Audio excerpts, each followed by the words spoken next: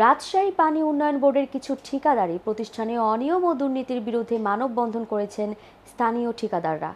বিগত 17 বছরে আওয়ামী লীগের নেতা ও লীগপন্থী ঠিকাদারদের সাথে রাজশাহী পানি উন্নয়ন বোর্ডের কর্মকর্তারা মিলিত হয়ে যে লুটপাট চালিয়েছে সেটা এখনও বহাল রয়েছে। এ সমস্ত অনিয়ম দুর্নীতি রুখতে ঠিকাদারগুলি একত্রে হয়ে মানববন্ধনের আয়োজন করলেন। সোমবার রাজশাহী পানি উন্নয়ন বোর্ডের কার্যালয়ের সামনে এই মানববন্ধন অনুষ্ঠিত হয়। মানববন্ধনে উপস্থিত ছিলেন পানি উন্নয়ন বোর্ডের ঠিকাদার সমিতির সভাপতি মোহাম্মদ শফিউল আলম বুলু, সাধারণ সম্পাদক শাহিন ইকবাল, সাংগঠনিক সম্পাদক মাইনুল হক হারু, সহ সাংগঠনিক সম্পাদক আরিফুজ্জামান আরিফ সহ অনেকে। এই রাষ্ট্র বিনির্মাণের জন্য জনাব তারেক রহমানের যে সকল নির্দেশনা রয়েছে, বাংলাদেশ জাতীয়তাবাদী দলের সকল অঙ্গ সংগঠন এবং প্রত্যেক শ্রমজীবী সংগঠন এবং কর্মজীবী সংগঠনের পক্ষ থেকে একই রূপে কাজ করা হচ্ছে।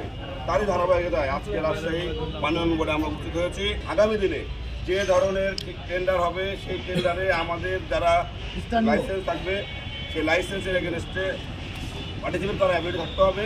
সেই ধরনের পিপিআর তৈরি করতে হবে।